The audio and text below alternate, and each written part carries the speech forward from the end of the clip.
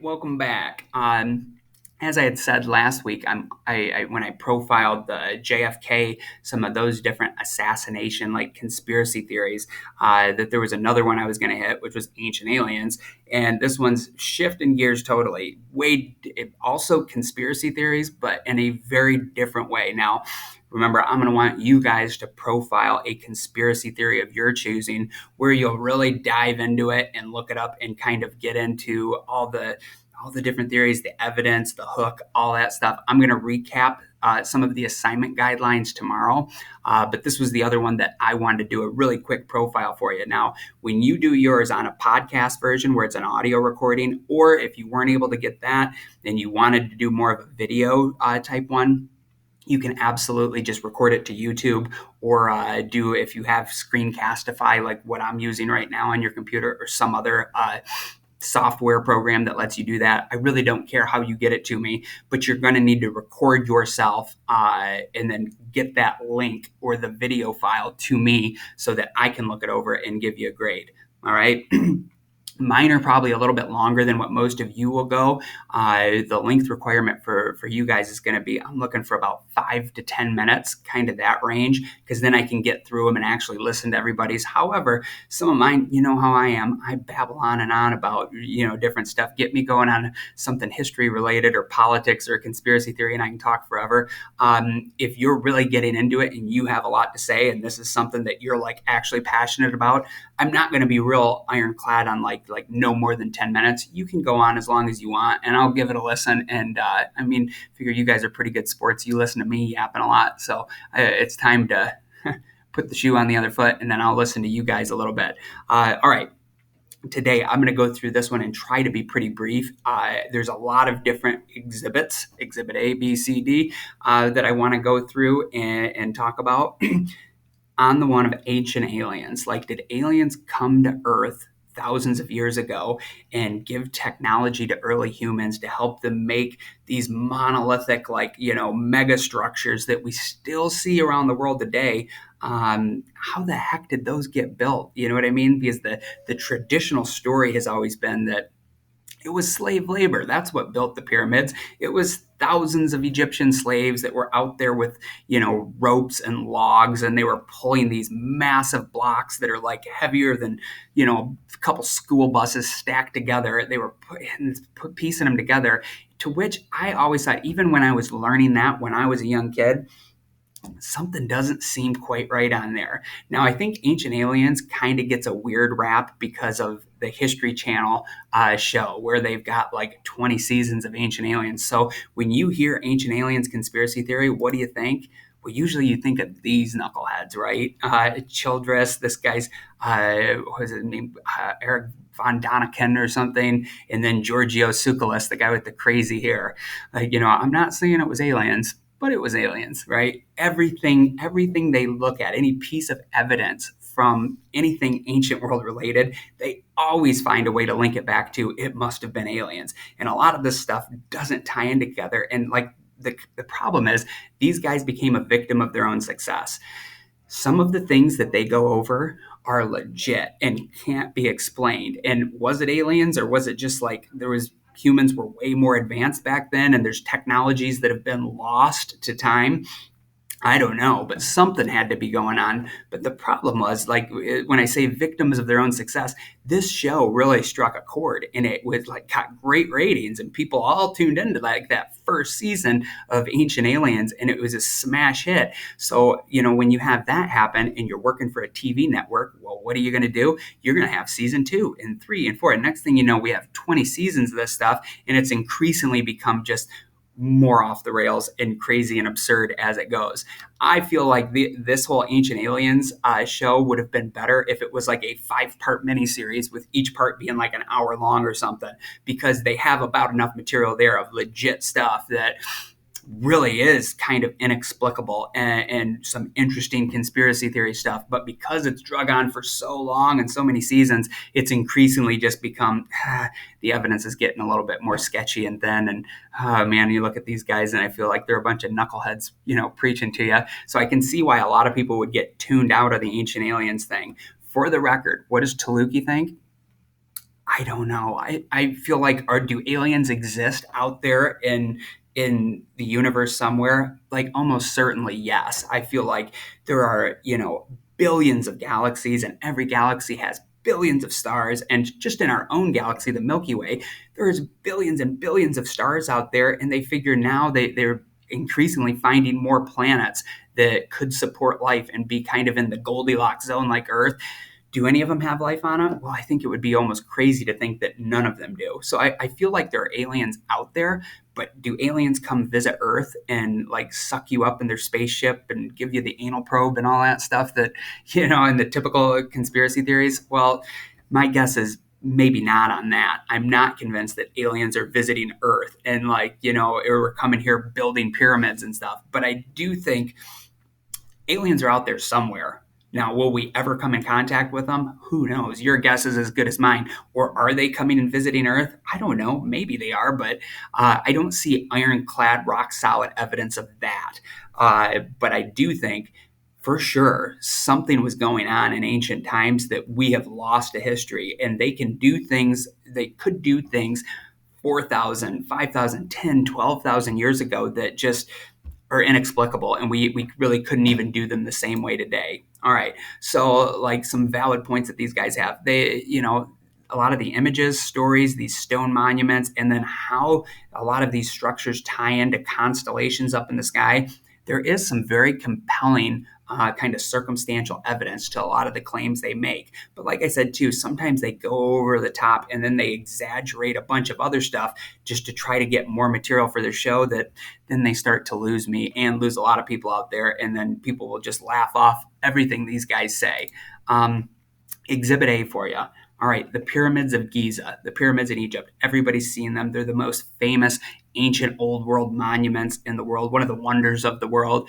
How the heck did they make these? I mean, look at the size of those stone blocks. And there are some that are keystones that are in there that are much bigger than the ones that I'm displaying right here, where these blocks, people are standing on them and climbing up. And like I said, these are some of the small blocks. Like some of these stones way up in the like hundreds of tons, and to think that they were just moving them along with, I don't know what, on some logs, and had some donkeys strapped up and some ropes. I think that seems like a stretch. Now, when I was growing up, this is what you'd see, images like this in all of the old history books, where it was like, yeah, it was slave labor and a bunch of slaves. They hauled these blocks up and they stacked them up and made them. I don't know that really stands up, because think about that. I mean, they're so heavy. Like today with modern day, like, high end, like industrial cranes, some of those cranes would have a hard time, like actually lifting up these heavy blocks like this. So to think that they did it just like with ropes and pulleys and levers back then, oh, that seems kind of like a stretch to me. Is it possible? Yeah, sure. I mean, I wasn't there. I didn't see it, but also they are made like geometrically like perfect, where the way they have these lined up, and the three big pyramids at Egypt are lined up just like Orion's belt, one of the constellations. That does seem kind of fishy to me too. Now, does it necessarily have to be that it was aliens that came back and did this? I don't think so. I think it's highly likely. It's actually, in my mind, probably more probable that probably the ancient world people, they were smarter than I think we think they are. And I think that they had probably some technologies that over time, over the millennia, have just been lost. And because we think that like humanity is constantly trending up and technology is always getting better, because over the last couple hundred years, that has been the case. Like the standard of living is going up and technology is getting exponentially better, but we're living in a time of expansion. It hasn't always been like that in history. I mean, you go back to Roman times 2,000 years ago, the Romans were pretty advanced. They had running water in a very working modern city. And then when Rome collapses, Europe goes into the Dark Ages, where they can't keep the aqueducts working, and like all the plumbing and the intricacies that the Romans had designed. All of that knowledge gets lost for a while, and it's not for hundreds of years till we start getting it back. So is it possible that it maybe wasn't aliens, and it was just like people were pretty smart back then and had some technologies that had been lost over time, and man went into a dark age? I think that's actually probably a little more likely. But one thing I've become convinced of over the years is I don't think that this image right here of them hauling blocks up and just dumping them off, I just can't see that it was done that way. I think that's just a no-go. And then the pyramids, when I was growing up, they always said that the pyramids were built for particular pharaohs. So that would mean that, like, how long did people live back then? Even the pharaohs that were the oldest were like 60, 70 years old. Most people didn't live that long. And most pharaohs reigned for 1 year to maybe a decade or two. It's kind of in that range. So to think that those projects were built and completed in like a 20-year period, man, that seems like a stretch to me as well. And was any ruler important enough to build a monument like one of those great pyramids?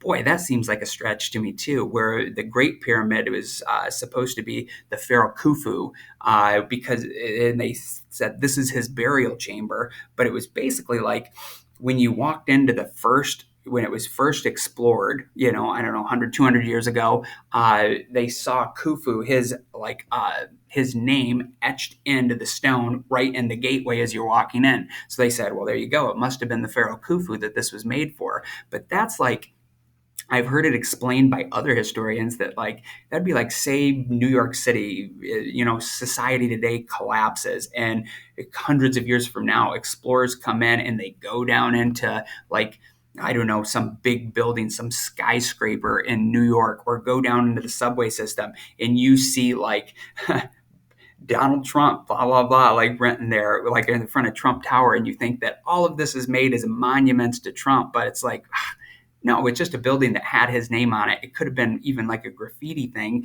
That doesn't necessarily mean that it was 100% made for him. And I kind of think the pyramids probably had some other purpose other than being a burial chamber. Now, do I have any rock solid evidence of that? Not really. But I've watched enough episodes of Ancient Aliens that, I'm kind of onto it. Next up, the pyramids in Mexico. These pyramids are almost as impressive as the Egyptian ones, and they're designed a little bit different. Now, they're kind of like step pyramids, but still just massive. Same problem down there. Like, were these built with slave labor where they were just hauling rocks? I kind of think not. The other thing that's kind of throws a wrench in it, like if you went to Egypt, well, they had horses and oxen and these big like beasts of burden that they could use to pull it. There were no heavy draft animals in the Americas prior to like the white Europeans coming over with Columbus. So when these pyramids were constructed, they didn't even have horses or oxen or any animals like that. Basically, it would have been men doing all of the labor, which to me that makes it even more impractical. Also, they're geometrically perfect. Now, they'll try to say a lot of times that, well, like, they're using pyramids in different places all around the world. It must have been aliens linking it all together. I don't know that that's necessarily 100% rock solid, leap that you can make there, because the pyramid is a pretty basic geometric design. So I feel like maybe just different civilizations like the image of the pyramid, and it was an easy one to construct, and that, you know what I mean, building up like on an angle like that. So maybe that had something to do with it. But it is kind of interesting too that you do see pyramid style buildings built in, all over the world in different places. The Mexico ones and then the ones in Egypt, I think, are the most impressive. But it's not like those are the only two places where they exist. So then that gets the conspiracy theories kind of going too. That, hey, aliens must have been talking to these different ancient peoples and then helping them build this stuff. I don't know. Maybe there was just some sort of a technology that allowed them to lift really heavy stones that we've kind of lost today. I don't know. They've done experiments with trying to do it with sound waves or stuff that's like anti-gravity that displaces gravity. We haven't cracked the code yet, but I tend to think they had something like that to get these massive monuments built. Now, Stonehenge, probably not quite as impressive as the pyramids of Giza or the ones in Mexico, but still pretty impressive. Like, for when this would have been constructed several thousand years ago, the Druids were the ones that lived in Britain. It's pre-Roman times. This would have been before the Romans got in there. Now, the Romans built a lot of pretty impressive stuff too, and I think they mostly did it just kind of the old-fashioned hard work way. the Druids were not nearly as advanced as the Romans. They're these like essentially kind of think of like very religious culty type cavemen that are living up there in the wilds of Britain at the time. And the Druids were kind of like the priest class that would like look at the stars and like they worship the nature gods. And Stonehenge is built kind of in like you can see a lot of it's fallen down today and they've had some issues with it, but it was like perfect circles that it was originally designed as. And those rocks are really heavy. I forget exactly how many tons each one is, but they're like way heavier than a school bus each one. So to think that just a couple like Stone Age crazy druid dudes were like dragging those around and then lifting them up and stacking them that way, man, that's a stretch too. You know, do I make the leap that it had to be aliens? Not necessarily, but who knows? Maybe it was. I mean, that is some heavy stuff and would have been really hard to do. One of my favorite examples for you is Pumapuku, which is down in South America, kind of in where the the Andes Mountains are. So these are at a pretty high elevation. Check out these stones, how they're carved, and you could go to Google Images and type in Pumapuku, and you'll find hundreds and hundreds of images that will tie into it, where they have carved in these rocks, these like how they recess in, and it looks like a plus sign. Those are at a perfect 90-degree angle. We can't even cut rock quite that good today. Like we can cut really hard stone like granite, but you need like a saw that will spin in and like carve through it. Now the problem is they have everything at these perfect angles where they don't have extra cuts in there. So it's like the way we would do it today, you'd have a like a skill saw looking thing that would go in and make the cut, but we even today can't quite make it with those really sharp angles that they've done. So it's like, man, how did some guys with chisels and hammers ever carve those out back thousands of years ago and then move these massive stones and like stack them up and build them? This one too, it almost seems kind of disorganized. To me, it looks like they were halfway through the project and maybe stopped or something. But again, it's still so impressive because how the heck did you move all these things around in the first place and then make these absolutely perfect cuts into everything? And when you see the stones stacked with each other, you can't even fit like a razor blade in. They are cut perfect the whole length where they stack just totally evenly. Then like those little like the pluses that you see in there where they cut them in, they have opposite ones where it's pushing out, where if you stack those kind of on top of each other, they're almost like Legos. They'll fit into each other and they would hold them secure. And then even they're kind of like earthquake proof and stuff. If the earth starts shaking, it won't. If it was all one big rock, it would break it apart. But when they have these loose stones, they can handle that much better. And there is a lot of earthquakes down in that part of South America. Another theory I've heard is that in order to make stones like that, maybe instead of actually like carving them the way we would think that that would happen, they did it by melting the rocks and then forming them, pressing them like we would do plastic or steel today. Now, how hot does it have to be to melt rock? Well, it's got to be really hot. We can't even get stuff that hot today. Like we're talking the molten core of the earth hot. So how would these ancient peoples have gotten stuff that was that hot where they could mold rocks and stuff? No idea. Was it aliens? Did they have some other technology? Maybe they didn't melt them at all and form them that way. Who knows? Maybe they just did it the old-fashioned way with chisels. But again, I feel like that's pretty impractical. Göbekli Tepe. Now, back when I was a kid, we were always told that like civilization basically began 10,000 years ago in Sumer, and then it spread to Egypt, and then there was Babylon, and there were these ancient civilizations that built some really impressive stuff, and we don't quite know how they did it.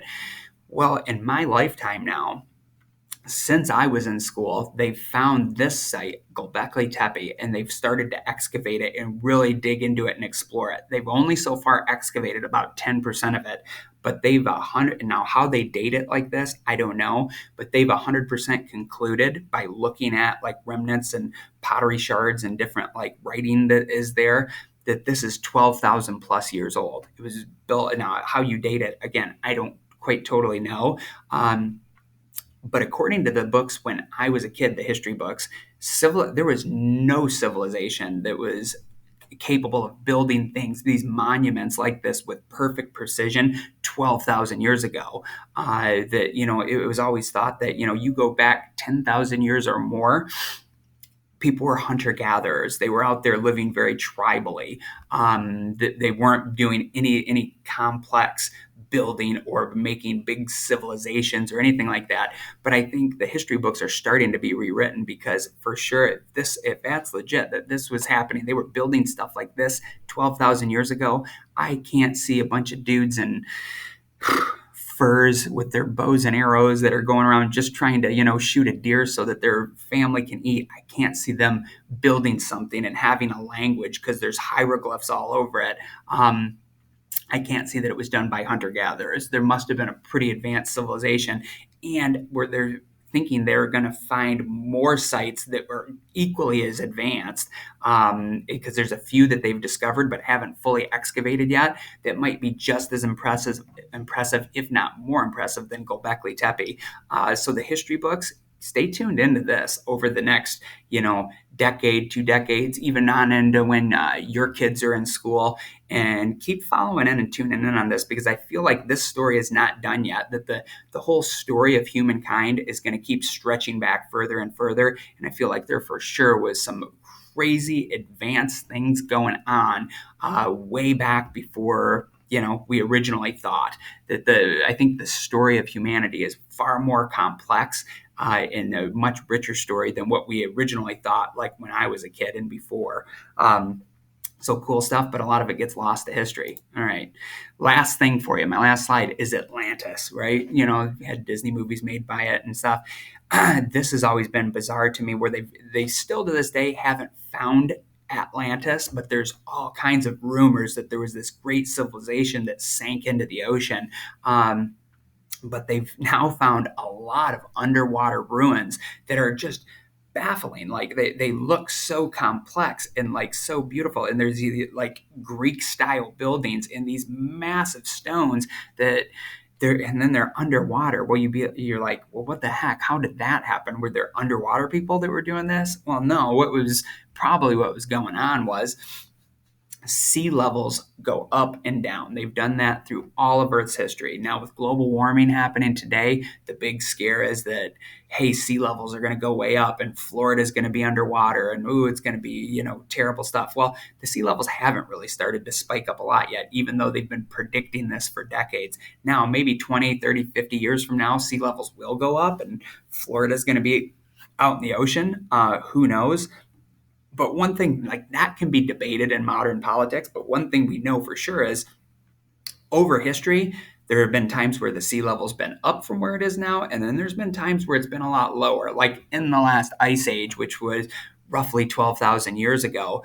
The North and South poles had a lot more ice on them, okay? And then, like, where we're at in Michigan would have had like about 2 miles of ice straight above us. And that's like when those glaciers retreated, that's what made the Great Lakes and lakes all over Michigan and Minnesota and Wisconsin. It was all that ice that was melting, right? Well, when we had all that ice, there was more moisture in the planet, more water tied up in ice on land, and it brought sea levels way down. So we can definitely tell that sea levels were lower at one time, and man, there's a lot of interesting stuff that was built under the water. Now, it was one of these that they found in the Mediterranean. There's a few off the coast of Greece and Italy, and then there's one by Spain. They've also found some in Japan and off the coast of China. So it's not like this was an isolated thing and there was just one big civilization or one big city, 12,000 plus years ago back in the last ice age. But there probably was quite a great many of them, and then something happened. This is kind of the Taluki theory of it, that it probably wasn't necessarily aliens, but I think we had a super advanced civilization, and humanity might have been almost advanced as it is right now. And then something happened, and it was a cataclysm, and it sent us into a dark age. 10,000-ish, maybe longer years ago, sea levels rose. A lot of this just gets lost to the oceans because a lot of the biggest cities are usually right on the coastlines. Well, when the sea levels came up, it flooded all those areas, and they're lost. Now, was any of these Atlantis? Who knows? One maybe was, but they're still researching that really hard today and trying to crack the code of it. But I think humanity has a much more interesting story than what we've originally thought, and that probably something reset the clock. Because think of this, they say if all civilization just stopped today, and let's say there was a massive asteroid or a super volcano blew up and it basically wiped out humanity, what traces would there be of us, say 1,000 or 10,000 years from now? Basically, everything is going to get eaten back up into the earth. It's going to get reabsorbed by the earth. So concrete is going to get broken up into smaller rocks. New York City skyscrapers are going to eventually, those steel girders are going to rust and the whole buildings are going to collapse. And then it's going to, like, over time get broken down. And it's like all of our roads and cities are just going to be gone because they're made of steel and concrete and things like that. What are the things that would last? Essentially, if it was 10,000 years from now and humanity was wiped out off the face of the earth tomorrow, the only things that you would find that are remnants of our civilization would be the things that are made of stone. So you would still see Mount Rushmore, but the Statue of Liberty would be long gone. All right. So stone stuff, honestly, the pyramids that are already, we know, thousands of years old, they would probably still be there because they're made of stone. They're very durable in the way earthquakes don't really affect them. But basically, everything else that we've made would vanish. The satellites we have up in the sky, they're all on like this slightly deteriorating orbit. So that stuff 10,000 years from now would get sucked up into the Earth's atmosphere and burn up. It would just be gone. So hopefully you enjoyed that. I babbled a little bit too long, but that's more or less what I'm looking for you. Yours doesn't have to go on and be as long-winded as mine, but I'll have some more guidelines for the project coming out in the very near future. So start thinking about, what conspiracy theory are you going to dig into? Hopefully you can find one that interests you as much as Ancient Aliens interest me. See ya.